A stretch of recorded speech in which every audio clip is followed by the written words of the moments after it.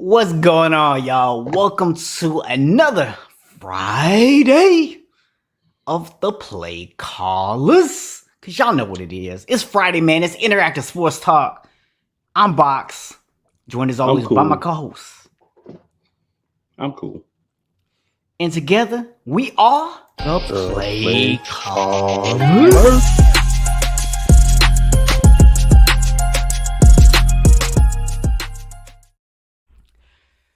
So cool, man. Here we are, week 2 of the NFL football season, week 3 of college. Man, it feels so good to have football back in our lives on a permanent basis. Yes, sir. It's like, that first week, man, you feel a little weird about it, right? It's like you're happy that it's back, but it hasn't really fully set in just yet. Then you get that first week where teams don't necessarily play that well because everybody's kind of getting the rust off. And then week 2 comes. And you know it's on and popping in week 2. Well, some teams play well week 1. Yes, well, some teams, not so much. And I'm going to have some commentary on that a little bit later about one of my teams in particular. That should be fun. So make sure that if you are tuning in live with us tonight, that first and foremost, you hit that subscribe button down there in the bottom right-hand corner. And let's go ahead and get this painful thing out of the way, man. Because at the end of the show, we're going to do our picks. But I want to go ahead and just acknowledge that last week was not so kind to you and I when it came to picking our teams. Picking the winners for the NFL. But it was more kind to me than you. It was slightly more kind to you. I went a abysmal 4-10, and you went a slightly less abysmal 6-8. Well, sir, when I'm looking here, well, yeah, because we had some that we picked together. Okay. Yeah. All right. Yeah. All right. Yeah. Yeah. I was just looking at the ones that we did were different, but Yeah. I even gave you the Ohio State Oregon one, even though you really picked both teams. I even gave you that one. Well, I did not actually include the college picks in our picks. I just kind of figured those were just fun picks. So I did not include the college. So I didn't even take credit for Oregon there. Well, I gave you that, but hey, we'll roll with it. Yeah, so, it works out. It's only a 2-game lead. I'm still in it. I'm not out of it just yet. Hopefully I'll bounce back, have a better week this week, sir. But you may be out of it after this week. Oh, we will find out. Because we know at least one game we're going to disagree on. I know at least one game that you're going to get wrong. Well, no, it's a game that I think you're going to get wrong too. So we'll see what happens, right? So, recapping the college week 1, man. So we had a couple of games that were of interest, and one of those games was the Iowa State game. Top 10 matchup. We both picked Iowa to win. That's one of the picks we actually got right. Although I didn't even include it in our tally. We both did get that one right. But here's something that's interesting to me about that game. I was going back and looking at the numbers from that game. Iowa State actually had the leading passer, the leading rusher, and the leading receiver in that game, and still lost by 10 points. That's just kind of a crazy stat, man. Hold on. So you mean to tell me that you, the person I know the most in the entire world that's against stats, went and did statistical research and then brought it up on the show? All right, so hold on. Let's qualify statistical research. Does looking at the score and seeing next to it that it just happens to say Iowa State next to the top person for each category count as statistical research? Beside it, is there a stat? I didn't look at the numbers to know. I assume there was. Okay. So again, the person that is most against stats. Hey, you didn't hear me mention any numbers. That's all I'm saying.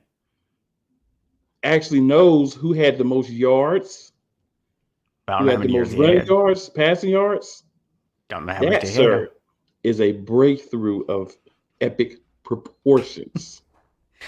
Hey man, like I said, I have mentioned no numbers. I know no numbers. I'm drawing the line here somewhere. Okay.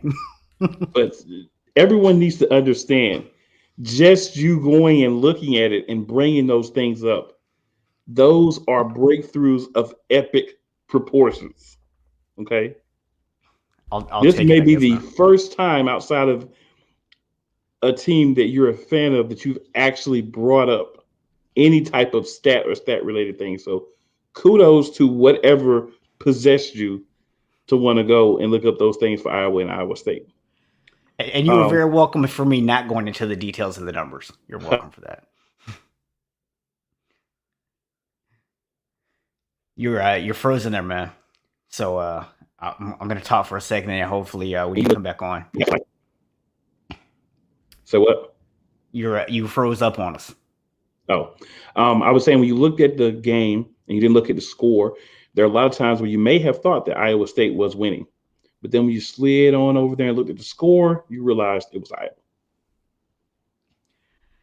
Now, the other big game last week was Ohio State and Oregon, and I told you Oregon was a team that I thought had a good chance.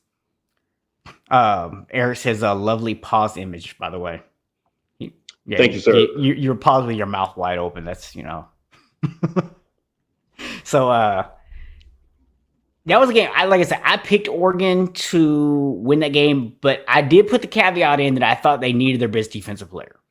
And not only did they win without their best defensive player, they actually won without their top two defensive players. I'm very impressed with Oregon. Now, do I think that Oregon has what it takes to compete with the big dogs?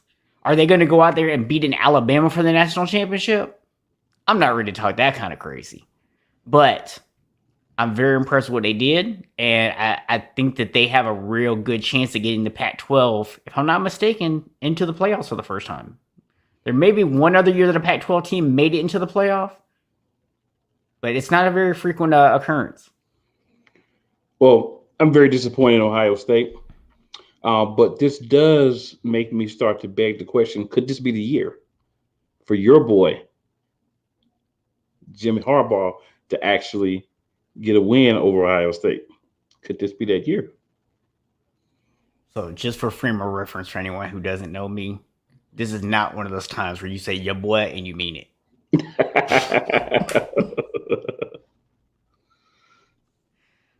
I thoroughly enjoy watching Jim Harbaugh struggle at Michigan. He does. This is the loosely translated your boy. Yes. Just want to clarify that for anybody out there that wasn't sure, that maybe is new to the show. I can't have people walking around being like, "Oh yeah, he likes Jim Harbaugh." No. It would be kind of funny for me though. It would. So I know you had also wanted to talk a little bit about some of the top 25. Couple of moves that were maybe some surprises, couple of things that you were maybe disappointed in. Oh yeah. Well, when you look at the top 25, Oregon got a nice little hop up. They went all the way from 12 to 4. I mean, you beat Ohio State team that I don't think most people had you beaten, so that's a fair jump. Iowa went from 10 to 5 with the win. Iowa State went from 9 to 14 in the losing effort. So they only went down 5 spots in the losing effort. So it's a little interesting. One thing of note, and this will tie into this week as well, Florida's been sneakily climbing up into the top 11, right? Mm-hmm. And they've got Yep. this matchup with this specific team in the Mm-hmm. SEC that somehow gets you at least in the top 15 when you have to play them. Yep. That would be Alabama. But the funny thing is, if Florida loses, they're not going to plummet like the University of Miami did. Right. Miami won their game this week and still ended up dropping 2 spots. So you're darned if you do lose, you're darned if you don't lose. Yep. But that's okay because there's going to be an ACC championship game. Miami will be there, and you're going to have to rank us higher because of that. North Carolina fans. Sorry for your luck. This is not your year. So I know this is not going to be on our list of games to pick this week. So we're not going to necessarily do a prediction on this, but one game that I'm going to be interested in looking at this weekend is Virginia and North Carolina. That's going to be a very big game for the ACC in terms of how those rankings start to pan out. It will be interesting. I agree with that. Definitely agree with that. So how do you feel? Because we both know a Texas A&M fan who may or may not be watching tonight who is not very happy about the fact that his team is being ranked below a one-loss Clemson team. Now, for me, I'm okay with it because I have a couple things I'm looking at here. Number one, Clemson has been doing this for a few years now. They've earned the right to get that status, right? The other thing is their only loss came to another top 5 team. And when you look at Texas A&M, they just lost their starting quarterback. Nobody knows what they're going to look like going forward, and they struggled to beat a team that wasn't very good without their starting quarterback in there most of the game. So I don't think it's unfair to say that an undefeated Texas A&M team doesn't get ranked up there yet. And really at the bottom line to me is, ultimately, you're going to get a chance to play Alabama. You play them every year, so go out there and beat Alabama, and you'll get ranked high. You won't have to worry about it. We both know that's not going to happen, but Texas A&M got punished just like we did, punished for winning. Yeah. So guess what, man? If you wanted to be ranked higher, you should have went out there and did a better job of winning by a higher margin. Because at the end of the day, all the committee cares about is how much you win by. You get punished for winning the game close. So you won the game close, you got punished. We won the game close, we got punished. It is what it is. Yeah. Your quality of wins has to be better. I know you're new to this top of the thing, so you don't understand that yet, but your quality of the win is also important. Not just winning, but the quality of those wins. And the quality of the last win is the most important. And just to highlight this point, the quality of your win matters even more when you are not considered the top team in your conference. Or the second best team. Yeah. If you're a highly ranked team in your conference, if you're like basically the conference hope, you get a little bit of a pass on ugly wins, as long as they're wins. But if you are the second, third, fourth best team in your conference, they ain't got no love for you. They're not going to drop you too far, because you do still have Alabama to come out. They got to make sure you stay high for Alabama. Yeah, you'll be top 10. It'll be all right. Yeah. So it will be okay. That's how I'm looking at it. I promise you, it'll be all right. Everything will be all right. Oh yeah, struggling against against Appalachian State definitely made a difference. Billy V, it's all good. Texas A&M got the same treatment, so as long as I can look at a SEC team and see that they got the same treatment, I'm justified. I just got to go out there and spank some butt this weekend, and it takes care of everything. Yeah, I mean, at the end of the day, man, that's what college football comes down to, right? Is you don't win, you lot. Yeah, it's a lot of politics, but a lot of that can be handled on the field. Go out there and beat the teams you're supposed to beat them the way you're supposed to beat them, and can't nobody drop you down. But if you don't, they can, and they will. And they will. Absolutely. Just got to get it back, man. So we are going to pick a couple of college games this week.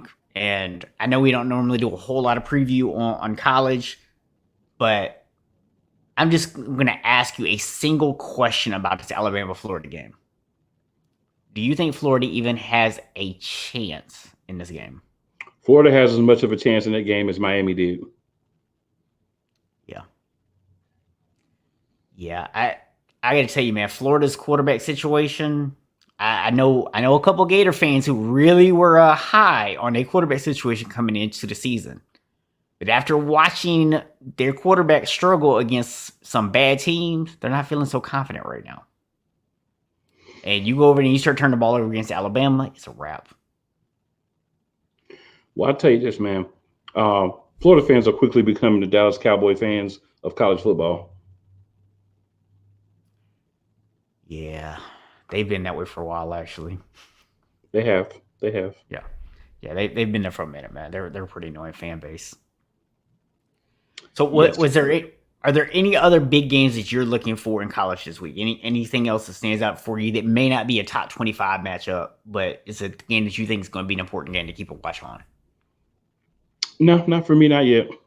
Huh? I'd like to wait about 3, 4 weeks, kind of see how things play out Yeah. before things get too interesting. But I just want to see if North Carolina is going to be able to not get that second loss. Because if they get that second loss, that's going to really, really sting. Yeah. So, turn our attention to the NFL, man. And last night we had a game which we actually did not pick because I apparently looked ahead to week 3 instead of looking at week 2 when I was looking at the Thursday night matchup and put the wrong teams out there. So we had the Giants and the Washington football team play actually a pretty fun game last night. So what are your thoughts on that game? If I'm Daniel Jones, I am extremely ticked off today. Here's the thing, right? Big E, I'm sorry, bro, but I got to be real with it. It's a couple of things real quick. Sterling Shepard, you cannot drop that pass, bro. You cannot. Now, another thing I don't understand, I'm looking on the sideline and Kelly Galladay is over there arguing with the quarterback and other receivers. Bro, you had like 5 drops. What do you mean? Right. Because you had a nice one that if you brought in that you could have, you know what I'm saying, you might have had a big play or a touchdown on that one. But you were defended. To your defense. No defense for your boy Sterling Sharp, Mr. Nelson. I'm sorry, bro. Y'all had several chances to put that game away if you're the Giants, and you did not. So it is what it is. The football team wasn't much better. Heineke just had a couple of really good drives. He put some things together in some key places, and y'all left him a little bit too much time on the clock, and it burnt you. But overall, man, it was actually a pretty good game between two teams that were clearly on the same level. Yeah, I gotta tell you, man. I know we just had this conversation slightly in regards to fantasy football the other day, but I thought for sure that with Saquon still not being quite back up to speed, I expect him to be back up to speed, by the way, by next week because he's going to have that nice 10 days off. But we all knew he wasn't going to be 100% at this game. We knew he wasn't going to come out and touch the ball 25, 30 times, right? How do you not get Kadarius Toney involved? Why did you even draft this dude if you're not going to find ways to get the ball in his hands? It doesn't seem like he's the playmaker they thought he was, man. Well, man, having watched a lot of Florida games with my wife as a Gator fan, I saw a lot of him in college. And obviously, there's, not necessarily that immediate transition to the NFL, right? But this is a guy that if you get him the ball out in space, should be able to make some things happen. And I talked about it a couple weeks ago. My concern with him was I don't know if Jason Garrett knows how to use a guy like that. I don't know if Jason Garrett knows how to use anybody, really. And so Jason Garrett almost really kind of proved that point, didn't he? Just like you have the perfect opportunity here. You know Saquon isn't 100%. You know you can't rely on him. You got another guy you could put in as a running back. You can put him a wide receiver. You can put him in the slot. You can do all these things with him.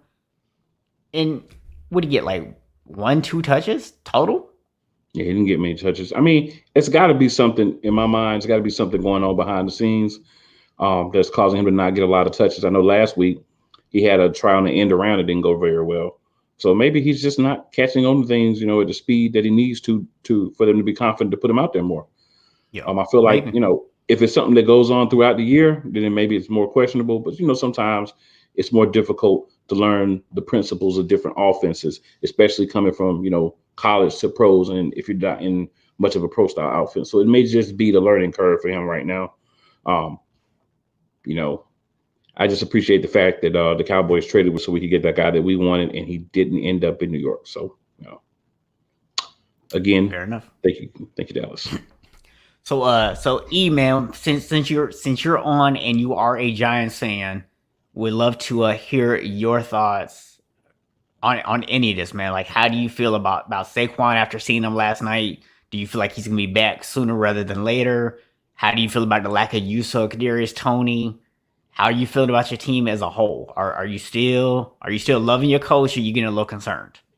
And also too, you gotta remember, Daniel Jones has had really good games in all the games he's played against the football team since he's been in the league. So this is not something that's surprising. It was a good game from him as well. So I just want to Yeah. throw that piece out there so that people had the right understanding of the fact that he had a decent game last night.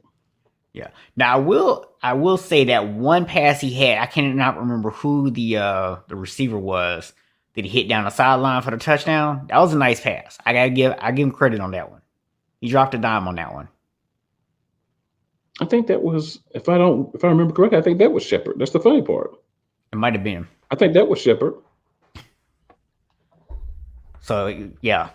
So Eric says that they're finding out an image deal, and I assume that he's actually saying Danny Dimes. It was Slayton. Okay, he said it was Slayton. Oh, it's Slayton. Okay. Yeah, because I think Shepard was actually open on the other side. No, Galladay was open on the other side. I remember that. Okay. And Slayton was the wise person to go to because Galladay had his share of drops as well. What do you mean Galladay had a share of drops? You mean the guy that I sat here on this show and told people would not be a significant upgrade had a bunch of drops? I'm just gonna drop my pencil, man. Look, mic drop. Oh man, Rob already jumping in with the 49ers Eagles prediction. That is true, Eric. They do need to use the second running back if they aren't going to use Barkley. Absolutely. I mean, my thing with this is, I don't know if New York feels as though they need to go out and prove to people that Daniel Jones can actually play. Maybe that's what it is. Maybe they feel like they need to prove this somehow. But it's like, you have a running game. Use it. Fair enough. Galladay is about as useful as Tate. And this is from a Giants fan. And the defense on both teams was definitely too chill. And Bradbury did get burnt. That is true. Yes, he did. Now, in regards to Rob, all I want to say is, and what was the score of the Cowboys game last week? That's what I thought. And what's going to be the score of the Cowboys game this week? Hey, man, you leave Rob alone, man. Rob is saying good stuff in the chat tonight, man. He's saying great things in the chat. And, of course, as a Cowboys fan, we talked about the Florida Gators of the NFL. The holding call was questionable. It can never be, hey, we should have played better. We had several other plays that we could have made. It's always that one thing that they can pull out as an excuse because they are going to win the Super Bowl every year. And he's also giving us this pick for the Cowboys and Chargers here. Shocker. He has the Cowboys who are going to lose winning. Shocker. I guess we'll find out later if I agree or disagree, because we clearly already know how you feel about it. Oh man. So I know we do have a guest that will be joining us here shortly to talk about one of our games. So before we do that, before we jump into our preview for this week's NFL games, I want to go ahead and introduce y'all. We have a new segment that we're going to be starting up, and we call this the Audible. The Audible is each of us are going to talk to you about one thing that we would have done differently this past week. So, sir, I'm going to have a bit of a rant this week. So do you want to go first or do you want to go second? I would love to go first. I'm going to let you go first. And then that way I'm going to get myself all amped up. So the audible that I would like to call is on the media, on fans, on supposed experts, and your inability to respect Jalen Hurts and the Philadelphia Eagles. Because all I heard all week before the game was the Eagles are going to lose. The Eagles have no chance. Hurts is not a really NFL quarterback. The coaching staff doesn't believe him. I don't know what the coaches are going to do. The Falcons they're going to destroy him. Almost everyone picked the Falcons to win. But ironically speaking, when the Falcons lost, the Falcons aren't that good. So, the Eagles still have to prove things. But Jalen Hurts is great. He's going to be a wonderful quarterback now. The audible is stay where you were. You didn't trust him before week 1.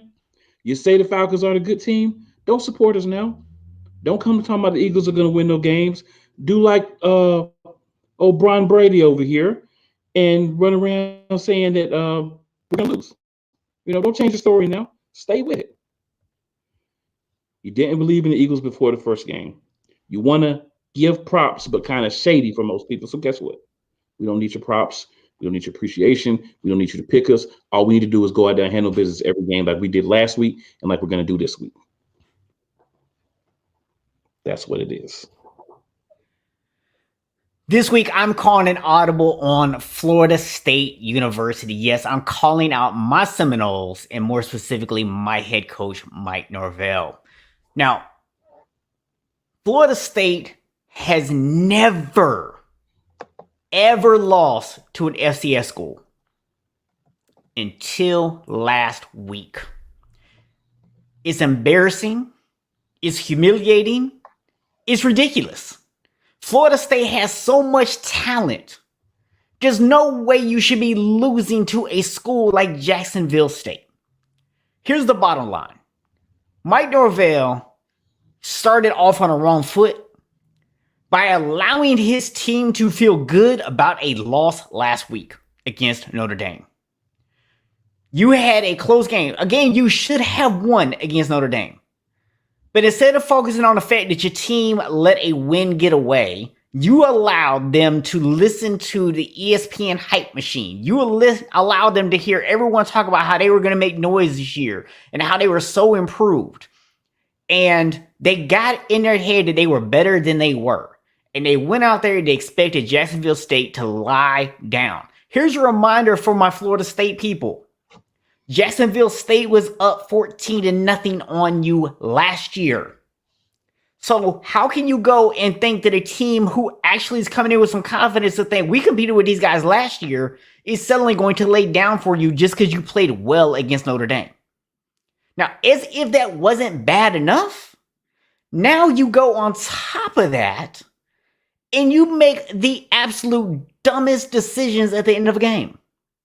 You're down in the red zone. Your offense has struggled the entire time. And what do? You keep running this wildcat play that has not worked at all. It literally worked the first time you ran it against Notre Dame. It hasn't worked since. Stop running the wildcat. But then you go for it on 4th down and you try to throw a fade pass. What did you see in our offense the entire game that made you think that we have the talent to pull that pass off? There was nothing that would make you think that was a good call. So first of all, you were stupid for going for it. And then you call a bad play call. So instead of taking the field goal and putting yourself up 6 points, instead you go for it, you get stopped, you're only up 3. You allow them to get down the field. And here you are, 3rd down, 60 yards away from their own end zone with 6 seconds left in the game. Type in the chat and tell me, what kind of defense are you running? I guarantee you everyone's going to type prevent defense. Unless Mike Norvell is in the chat, because then he's going to call a 2-man under defense. Why? Because he's afraid that they might complete a 20-yard pass in under 6 seconds, call a timeout, and attempt and make a 57-yard field goal that's going to send the game into overtime. Guess what, coach? That would have been better than giving up a 59-yard touchdown and losing the game. So I was going to defend you because you have made a lot of improvements in the program. You've done a lot to change the character of the program.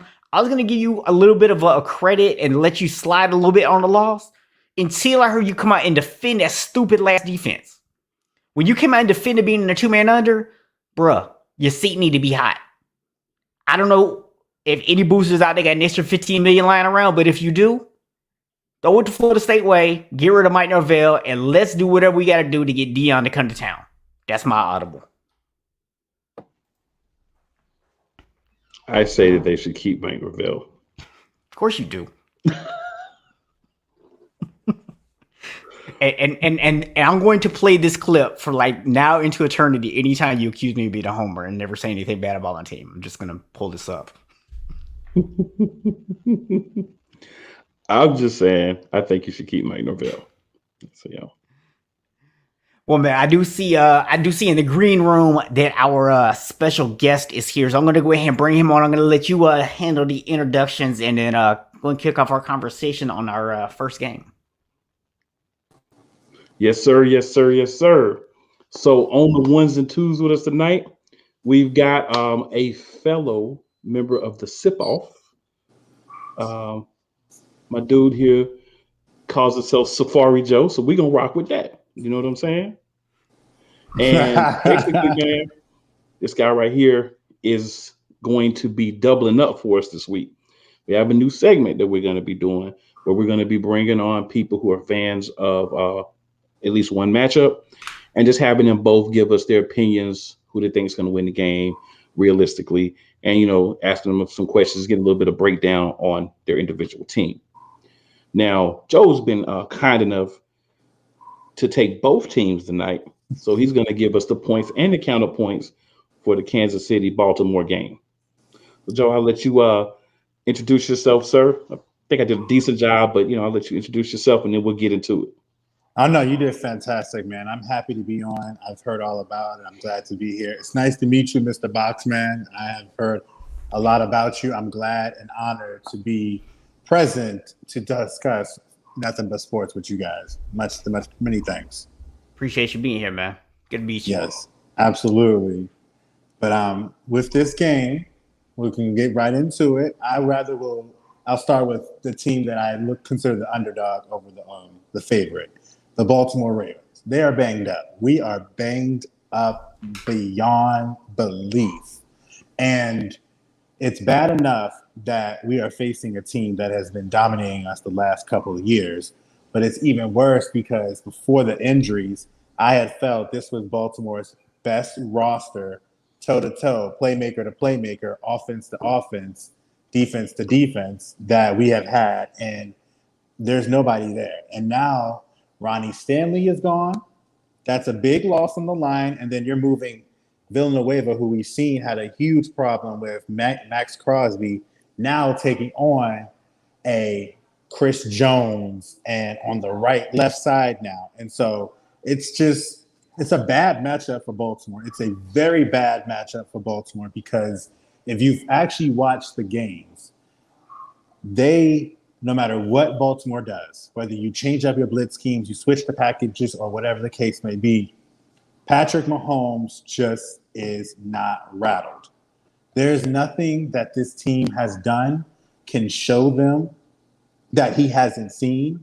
So if the Ravens want to win, they have to pretty much be better. They have to play a flawless game.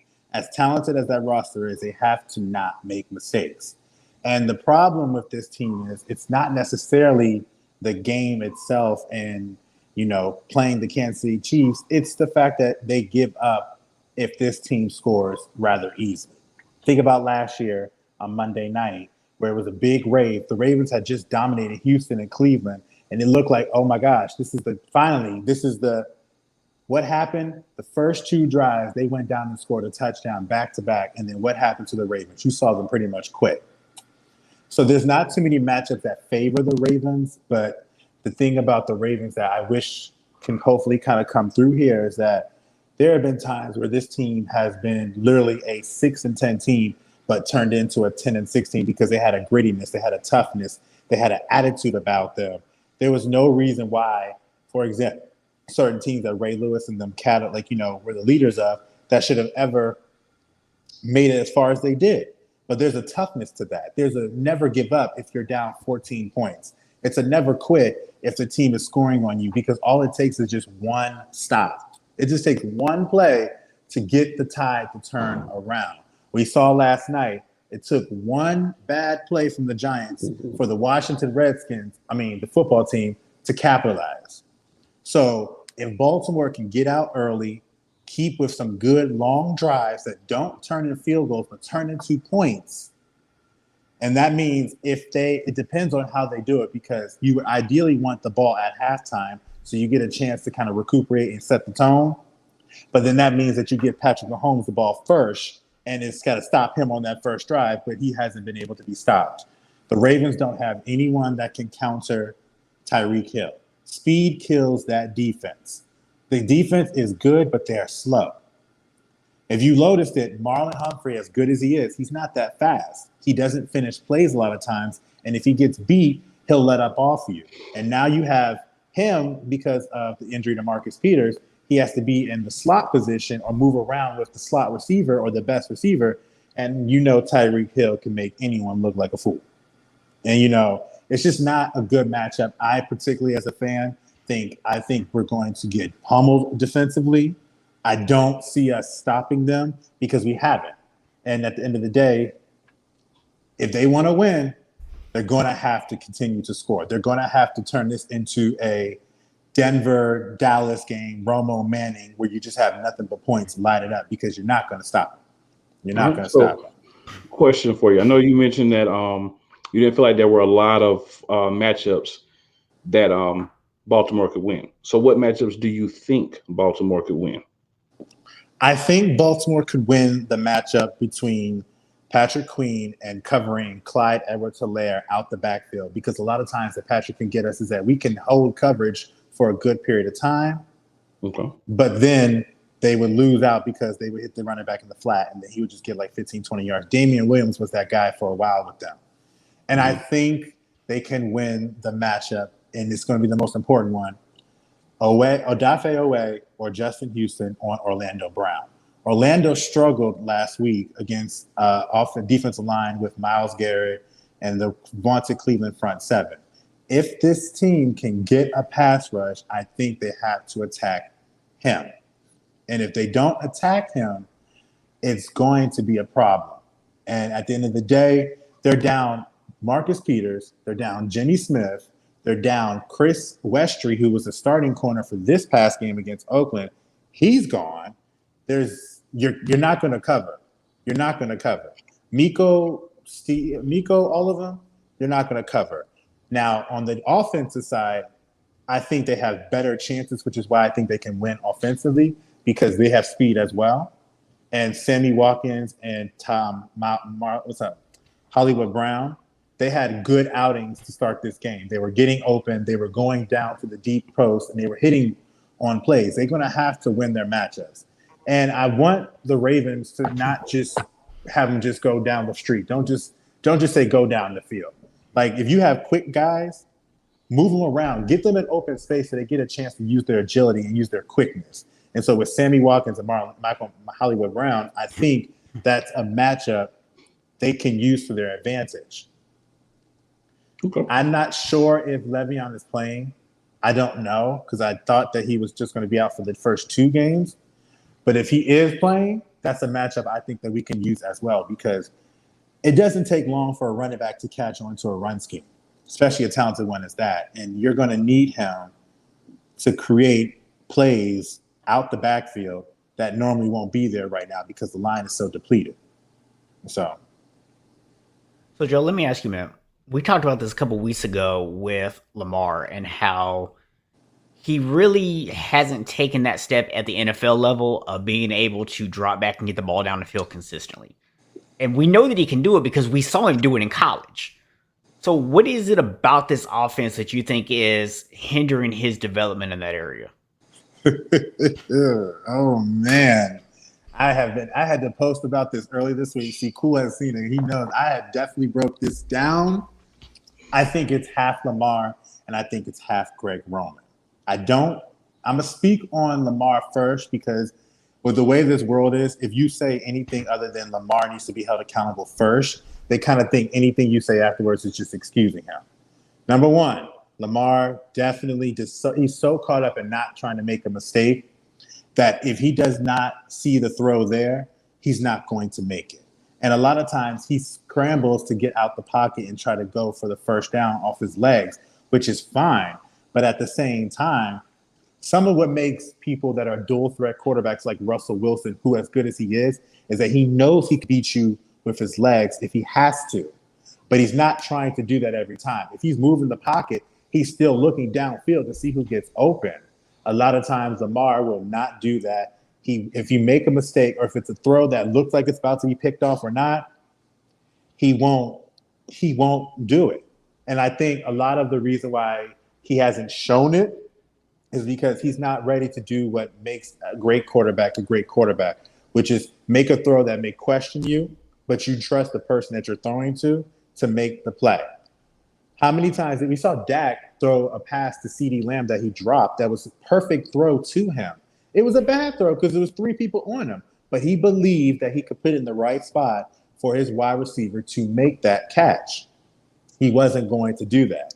And at the end of the day, that's going to stop you because to be a great quarterback, you're going to have to take a chance. Like you're going to have to try. And if it fails, it fails. It is what it is. And also, I need him to trust himself. Like, trust what you can do back there. You don't have to play timid or worry about what somebody says. So what? They're going to talk about you even if you're successful. Look at Tom Brady. They still talking about the man, and he's got 7 Super Bowls. Like, at the end of the day, yeah, exactly. But, you have 1 ring on him, so that's good on you. You got that. We won our ring by beating them to get there, so that was that. But you're going to have to do, like, during the game against Oakland, I was like, shoot, throw it deep. Who cares? Whatever happens, happens. If you got it, you got it. We're up by 7. It ain't going to be a big deal. Just try it. At the same time, I don't think Greg Roman's offense allows you to be able to do this. I don't see anything that's remote. I can't even believe I'm saying this. I want some screens. Like, can I get some wide receiver screens, some bubble screens, some tight end screens? I need something. We don't have that. If you notice, and I promise you, I challenge anyone to watch Baltimore, you will see the same 3 routes ran. The drag, the streak, and the 5-yard in or 5-yard out. There are no hitches. There are no stop and goes, out and ups, crosses, nothing. The formations, they're not trips. It's pretty much out the pistol, maybe a shotgun here or there, or maybe a single back tight end with the 3 wide, that. But there's no complexities to kind of confuse people. So if you're a defense, and you've seen this for 2 straight years, it's very easy to defend. So I think it's half Lamar having to stop missing open wide receivers and being able to make a throw that may cause you to get talked about in a bad way if it goes wrong. But then it could turn you into that amazing quarterback if it does right. Look at Tyler Heineke last night. That touchdown at the end to get them up that eventually turned into almost the go-ahead score. That's the kind of touchdown I want him to try to make. That's the kind of thing I want to see from him. So I'm going to tell you, man, you actually are giving Greg Roman about 25% more credit than I would. Well, he's never had a dynamic passing offense, if you think about it. So he hasn't. I mean, when he was in San Francisco, I felt like he really held Kaepernick back. As a matter of fact, I feel like Cap actually went backwards because they took away his ability to run and then also throw, and they tried to just make him like this pocket passer, and they tried to take the running game away from him. And when they did, they're asking him to sit back there and read a defense for 5 or 6 seconds. That wasn't his strong suit. His strong suit was make 1-2 reads, get the ball out of his hand, and move on to the next play. And they tried to take that away from him. And honestly, I'm surprised, considering that a big part of the reason the 49ers lost that Super Bowl was Greg Roman's stupidity on play calling. That's who the Ravens actually decided to bring in. Y'all had a front row seat to what Greg Roman play calling looks like. So kind of did it to yourself. So I've always said I always understood it. You're right. I always understood it as, but he was better than Marty Moroweg. I'll tell you that. Like he was way better than Marty Moroweg. Sadly, that's true. And so I see that question right there. What I've always understood was Greg Roman was to come in for 2 years, get this man familiar, and then get him out of here. You know, get him familiar with reading a playbook, what to look for, be a pro, how to study. His offense, I never thought where he would be here in year 4. I had always said, yes, his offense is going to last for us now, but it needs to evolve. It needs to change because that's how you can see if somebody's really ready to take that next level. Look at all the great quarterbacks. Look at how many different offenses Brady, different eras on top of that. Brady, Breeze, Manning, Rodgers. They played in different offenses, different eras. They have played and have learned different offenses because they had to. Charlie Weiss is not with Brady for his whole career. I mean, Jim Caldwell wasn't part of his, like, so at the end of the day, I want us to get rid of Greg Roman and then bring in somebody else. Now, if we brought in somebody else and Lamar still has the same struggles that he does, I would be more inclined to agree with people saying that, you know what, he may not just have it. Because I've seen a change and I've seen somebody else come in and it's just the same result is there. But if he comes and gets a new offensive coordinator and he becomes better, like if he had a Kyle Shanahan or he had like a Hugh Jackson or he had like even a Kellen Moore, like somebody that gives you complex passing or more dynamic passing and wide receiver concepts, you won't know until you let him do it. Yeah. You won't know until you let him do it. Like, you got to let him Very try. true. Like, if you don't want to let him, how can I know he does something? That's why I don't get into the conversations about Lamar. Like, I get it. You don't think he can pass. You tell me that every day. I can't force time. I can't force you to get rid of him. I can't force you to force the pass to him. I can only just deal with what I got. And so until we see it, I can't really say anything. So to Eric's question, how much of Lamar's struggles do you think is he's just too eager to run? Like maybe it's just being behind the offensive line. He's got happy feet. Like, but how much of it do you think is that he gives up on the pass too soon?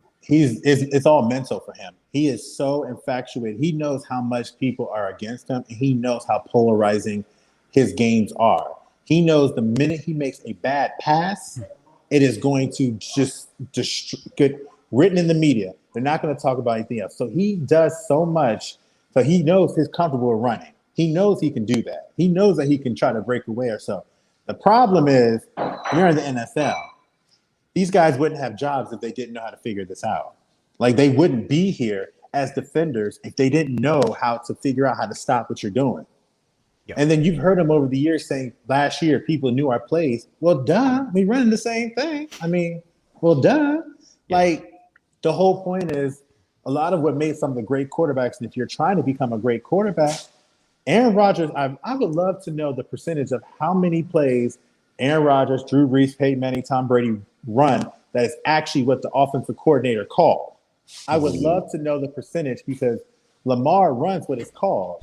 But the crazy thing is the time that he would make an adjustment, I can think of 3 instances he did it. It turned into big time chunks and scores. So it's like, you know it. You can do it. But he's so trying to he gets the whole team does. They are so caught up in what the world says about them.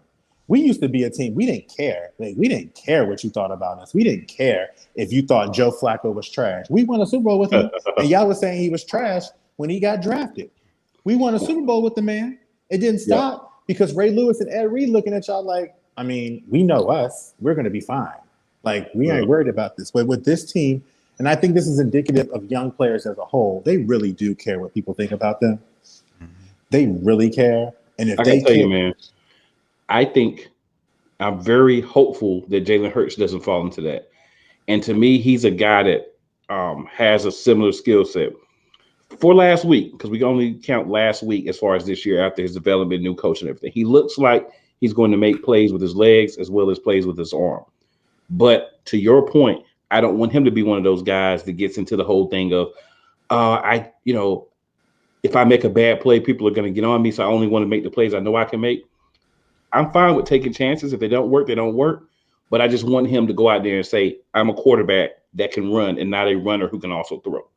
And I think Lamar needs to get to that point and just be like you said, really just, who cares? If you're going to talk bad about me, who cares? Let's go on ball. Who cares if the fan wants you to get fired? They're not the GM. They're not the coach. I mean, at the end of the day, they don't have power.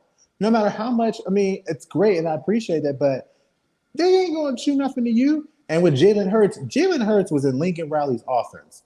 You ain't got nothing to do but throw it around town. So he's comfortable and he's used to seeing that. If you look at Bobby Petrino's time with Lamar, he was throwing it around town, but after a while, what made him so dynamic was he had additional 100, 250 yards rushing on top of that. Whereas Jalen, I think he almost hit 5,000.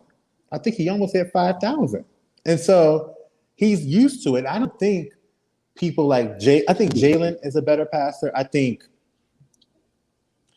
even think Colin Kaepernick, to your point, Colin was slinging. Colin didn't care. Colin had an arm and he knew it and he was going to throw it.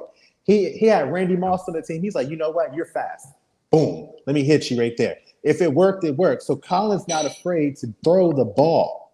Yeah. Joe Flacco, as bad as the man can be, was not afraid to throw the dang ball. Yep. Like, you have no choice. At the end of the day, in order to get to the level you want to get to, there's going to require a play that's going to need you to do something that is probably going to be a 50-50. If we had got an Anquan Bolden type, like A.J. Brown or DJ Moore or something like that, I think Lamar's time would be a lot less challenging. So, well, man, we appreciate you coming on and giving some insights. We do have 2 other games we need to cover still, but before you go, one thing that Baltimore has to do to win this game, one thing Kansas City has to do to win, and then who you picking? One thing Baltimore has to do to win this game is they need to not lose face. If the game is 14-0 or 14-3, don't cave in.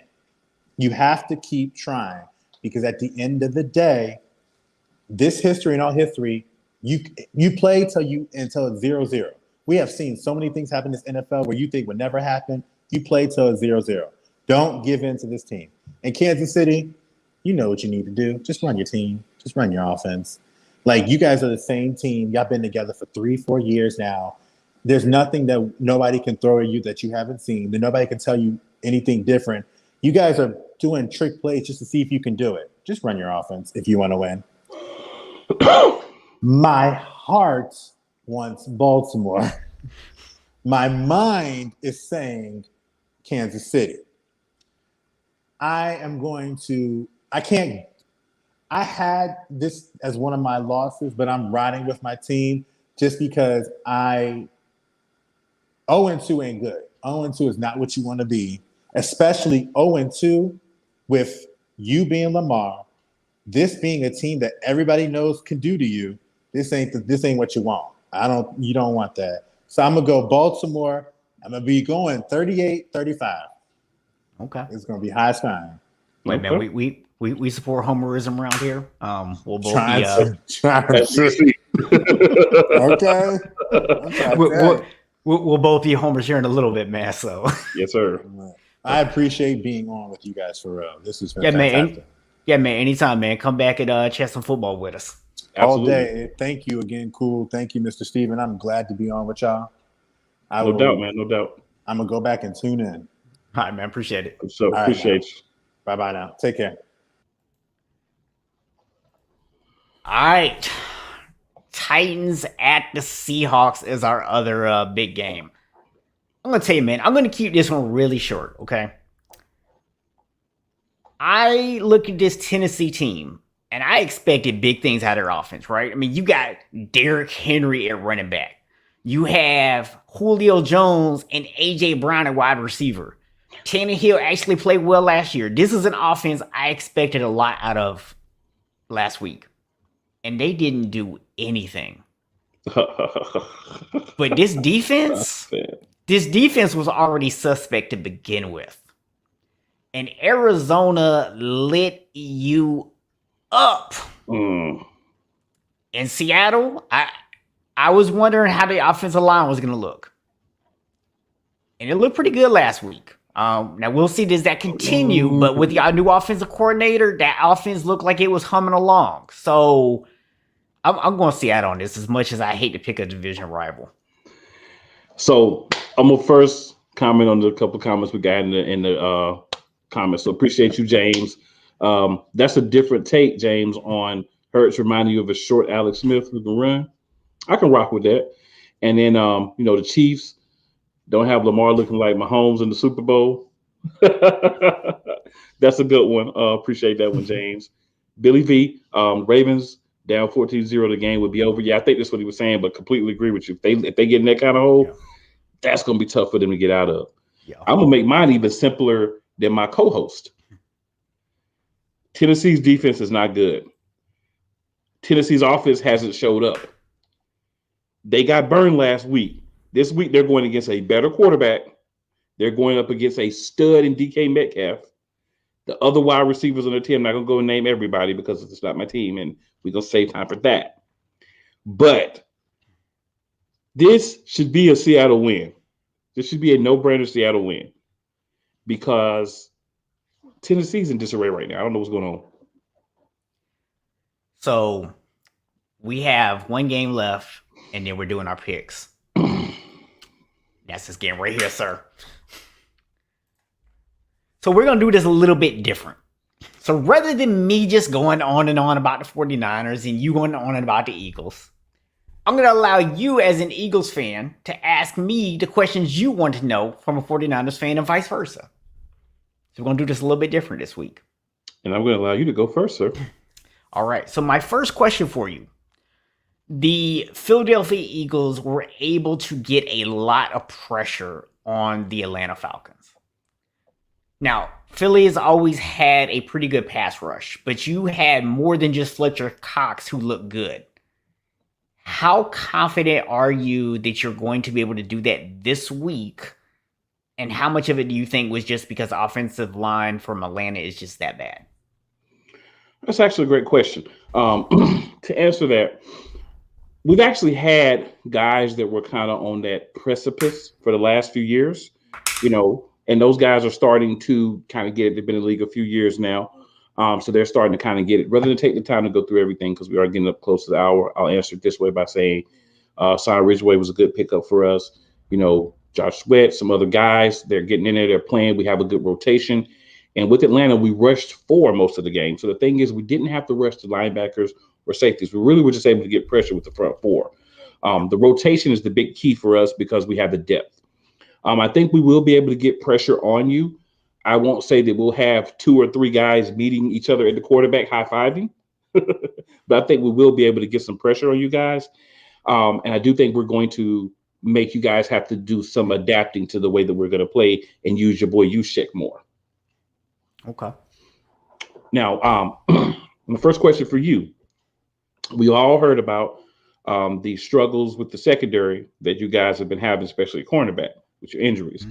Do you think that what you're going to have to trot out to play us in your secondary is going to be able to stop the likes of my young, potent, fast wide receiver group? So I'm a little bit nervous about our secondary. Obviously, Jason Verrett was a lockdown corner, and to take him away hurts. On top of that, Emmanuel Mosley is also dealing with a knee injury, and he's our second best corner. And he was a limited participant in practice, but he is listed as doubtful for the game on Sunday. So not real sure that he's going to be out there, which means there's actually a chance that Drake Kirkpatrick or Josh Norman, who both just joined the team within the last 2 weeks, may have to be out there alongside a rookie that we just drafted. So am I confident in that matchup? Absolutely not. This is a situation where I feel the best thing that we can do for our secondary is make sure we get lots of pressure on you up front. That's pretty much the best thing we can do for our secondary, because if they have to stay back there and cover your wide receivers, it's not going to be pretty. Okay. That's fair. Your next question for me. So when I look at your running game, right, you obviously ran the ball with Hurts, and San Francisco gave up a lot of yardage against Detroit in running the ball. Now, part of that was because Kinlaw was not in the game. He is listed as questionable. He may not be there this week either. Do you feel like if you have to run up the middle on us that you can do that, or do you feel like your team's going to try to more attack us on the edge with the running game? So here's what I think. We've got, in my opinion, one of the better offensive lines in the NFL. We've got guys that are agile. We've got rid of some of those guys that are older and more injury prone now. So we've gotten a little bit younger, a little bit faster, a little bit stronger. So I think the combination of Sanders, Boston Scott, and Gainwell are going to all play, especially in this game. As you said, you guys had a little trouble in the run last week. So we obviously will want to attack, the weakness of the defense. I think we will be able to run up the middle, but I think you will see a lot of counters. You will see a lot of plays where speed, because there's a lot of speed in our backfield. Gainwell seems to be a little bit of the bruiser back, but Sanders is healthy this year so far. Always cross my fingers for that. But I think that if we're able to have our line perform like they did last week, everybody hit their cues and marks correctly, and our backs hit the holes with decisions made. That's one of the big things with the running back group that we have. We're actually hitting the holes and we're making a decision. We're not dancing around anymore. We're not going slow speed, fast speed, slow speed. We're hitting the hole. Let's get outside, or let's get down where it's open. Let's get to the second level. Let's let our tight ends block for us, our wide receivers, and let's make big plays. Big difference between now and last year is our wide receivers are blocking. I've even seen Devontae Smith little self out there trying to make blocks. So they will help, and I think we will be able to run the ball successfully against you guys. Okay. Your next question, sir. Yes, my next question for you would be, so you had a big week for one of your wide receivers last week. You have some other guys that we've talked about. You have a really great tight end. Do you think that your wide receiver group is going to be able to get off against our revamped secondary? Keeping in mind that we now have actually two quality starters at corner for the first time in a long time. So I think the biggest thing here is going to be what's really the story with Brandon Ayuk, right? There was some stories early in the week about him maybe being in the doghouse with Kyle Shanahan. Shanahan said that's not true. John Lynch says it's not true. And it's mostly just around the fact that because of the hamstring issue that he had during camp, that he was a little bit limited, and then with Trent Sheffield actually earning his way onto the field a little bit more. So when I look at my receiving core, what I'm seeing is Debo, who obviously had the huge game last week, almost 200 yards receiving. If Ayuk is actually healthy and can really come out there and contribute this week, that gives us two legit number one receivers that we can go out there with. Trent Sherfield is obviously not a number one, but he is a guy who has a lot of speed himself and has really played at a high level. And then, of course, you always have to worry about George Kittle, and then you have to worry about the running backs potentially coming out of the backfield as well. So I think with Kyle Shanahan's ability to scheme and all the weapons we have, we can move the ball against you. Now, I look at that from the standpoint of a team, right? I'm not necessarily comfortable starting any of our wide receivers in fantasy football against your secondary. But I think as a team, we can spread the ball around and we can move the ball up and down the field with our receivers. Okay. So my final question for you is, when you look at the 49ers, either offense or defense, what players cause you the most concern against your team? So for me, it's going to be your backfield, because what I've seen from San Francisco for the last couple of years is no matter who's back there, you make guys that could have been a nothing nowhere else, or undrafted players, or washed out, and this is like their last chance. You seem to make everybody look good in the backfield. So, really concerned with your offensive line, concerned with your running backs, and your defensive line as well, because one of the things is I have a young quarterback. So giving him different looks, giving him different rushes, rushing from different places that he hasn't seen yet, are things that could affect the way that he plays. So definitely concerned with, your running game. Of course, George Kittle, I don't even really need to say that, but your run game, your ability to block up front, and also, and I can actually put your linebackers into that conversation as well, in your front four, on how they're going to attack from different areas. Jalen Hurts. Okay. And I will just throw out there that Dre Greenlaw is going to be out. He was dealing with an abdominal issue. He apparently made it worse on the pick six last week. So he's going to have surgery. He's going to be out, which basically puts us at 2 deep at linebacker. So we have great starters, not so much on the depth. So as long as everybody stays healthy, which you just said is accurate, somebody gets hurt, it might change. So far we have, since you mentioned linebackers. So so far we have 2 safeties that are going to be playing this week, just as we did last week. So that could be fun.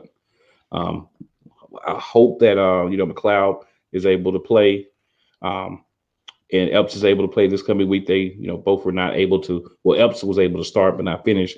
McLeod did not play. So hopefully, we'll be able to get some of those guys in there, because we'll definitely need some guys at the safety position. It's going to be very needed to beat you guys. So my last question for you. I was going to say, do you have a last question? But go ahead. Absolutely. So my last question for you is, when you look at my defense versus your offense, and your offense versus my defense, do you feel as if you have the advantage in both of those, one of those, or neither of those? So putting my offense up against your defense is a little bit tricky, right? Because I feel as though our running game can go up against anybody in the league. I feel like we have enough wide receivers now. We have enough weapons that we can move the ball with the offense. So really what it comes down to is your ability to get to the quarterback. So whether that's Trey Lance back there and getting him to make a rookie mistake, or whether it's forcing Jimmy Garoppolo to make that one boneheaded play that we all know Jimmy's going to make every single game. That's what concerns me. So I would give a slight edge to my offense over your defense, but it's not a super mismatch. When I look at the other side, if my defense was fully healthy, this would be, I would say, a no-brainer. I would take my defense. With us being a little bit banged up, especially with the thinness that we have at the corner position, especially with me not knowing if Kinlaw is going to be out there, if he's going to be healthy, I'm actually really worried about that. And then to add to that, this is going to be the first time we get to see a mobile quarterback against my defense this year. And over the last couple of years, that's something that I've been really worried about, because we struggled against Russell Wilson. We struggled against Kyler Murray. We struggled against Lamar when we played him. Even Patrick Mahomes was able to be successful with us when he used his legs. So running quarterbacks have been a bit of a weakness for us. Now, fortunately, this year we've gotten to see a running quarterback all through training camp. So hopefully we've gotten better at that. But since we haven't proved it on the field yet, it's a concern. So I'm actually going to give a slight edge right now to your offense over my defense. Okay. And ladies and gentlemen, that ends our questions for each other. I think we don't need to say who we think is going to win. You got to do is look up. You got that. Yeah. I intentionally put us on this side of the screen just for when I got this graphic up. Yeah, so you already know. There's no way I'm picking against the Eagles.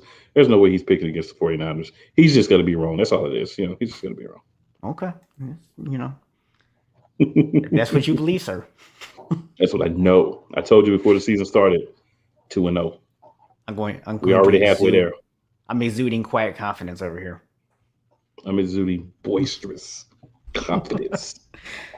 All right, so real quick, man, we are already about 10 minutes over, but let's go ahead and get through our NFL picks for week 2.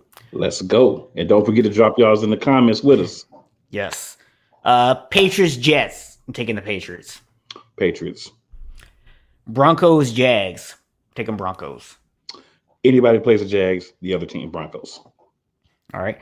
Bills, Dolphins. I'm going Bills. Me too. 49ers, Eagles. I'm taking Niners. You're taking Eagles. Absolutely.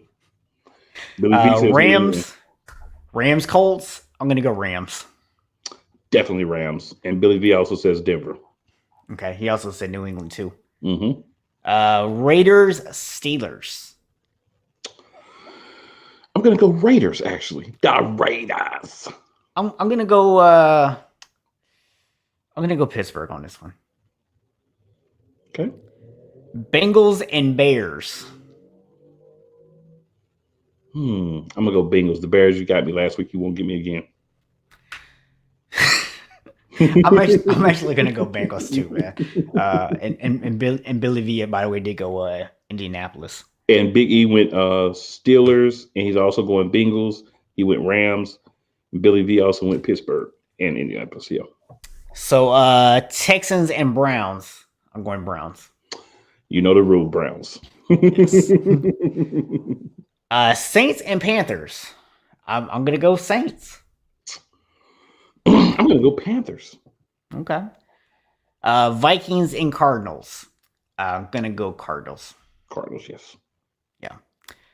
Falcons and Bucks. I'm going to go Bucks by a lot. I'm going to go Tampa Bay. Yes. Titans at the Seahawks. I'm going to take Seahawks. Yep. We both already established we're taking the Seahawks in that one. Cowboys at the Chargers. I'm taking the Chargers.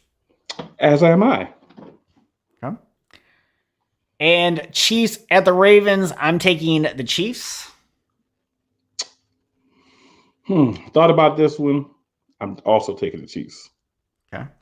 I think it's going to be a closer game than people expect, but I'm taking the Chiefs. The Lions and the Packers. Packers got to bounce back. I'm going to go with the Packers. Yeah, Detroit's really banged up after last week, so I'm also going to go ahead and say the Packers. And then week 3, for real this time, the Panthers at the Texans will be the Thursday night game, and I'm still taking the Panthers. Got the Panthers 2-0 in these 2 games.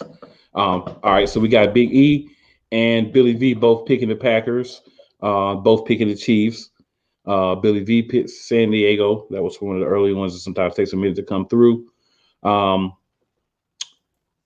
Big E has made a wild and outrageous selection. I will respect him for making it, and that is he has picked the Texans.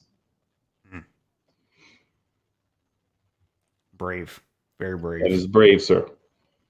That right there, that takes some fortitude. Definitely.